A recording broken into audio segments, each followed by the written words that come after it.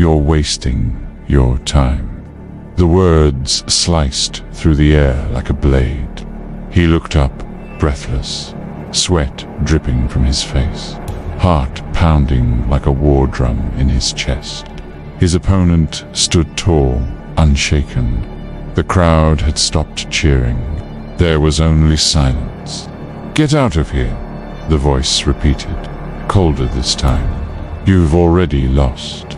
For a brief moment he considered it, walking away, leaving it all behind. It would be so easy, but something inside him refused. Not this time.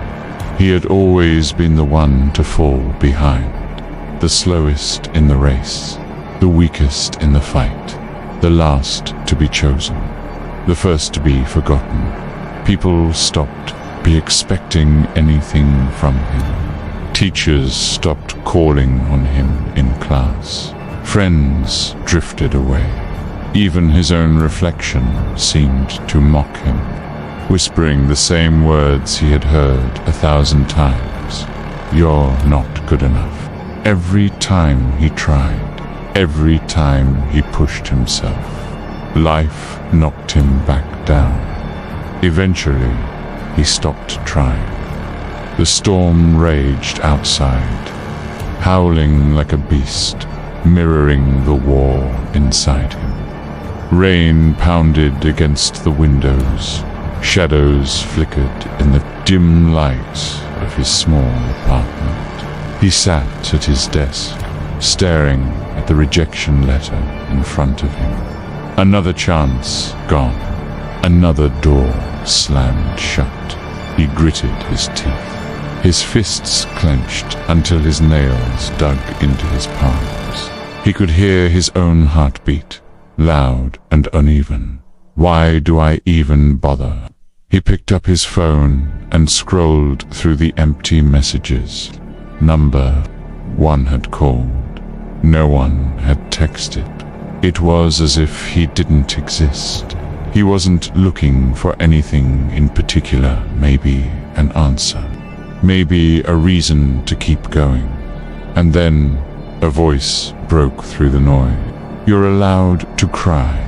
You're allowed to fall. But don't you dare give up." He froze. It was an old video, one he had watched years ago.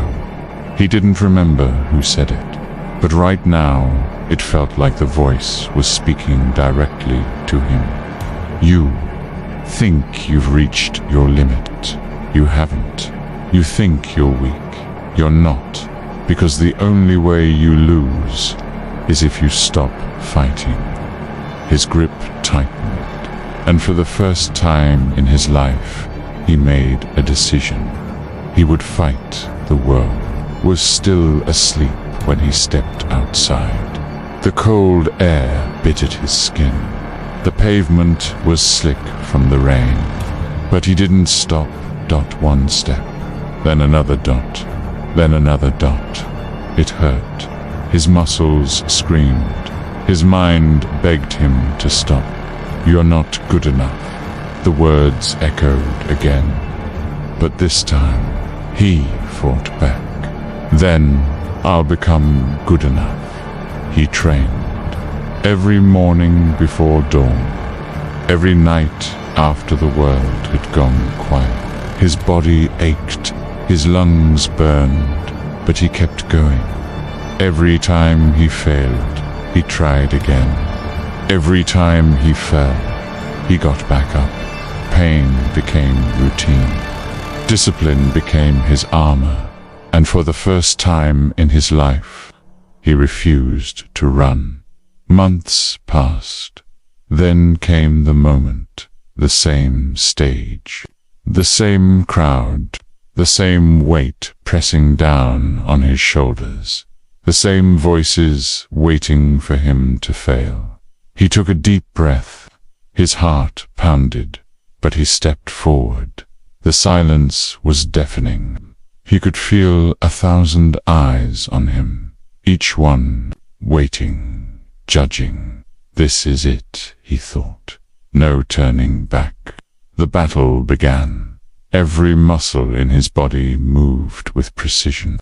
Every lesson, every sleepless night, every ounce of pains was what it had all been for. The crowd was silent at first, then a whisper, then a murmur, and then a roar. His opponent faltered. The balance shifted.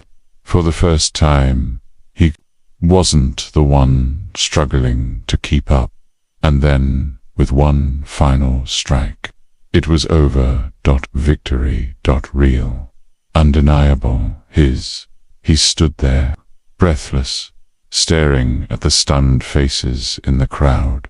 He had done it, and for the first time in his life, he wasn't afraid anymore.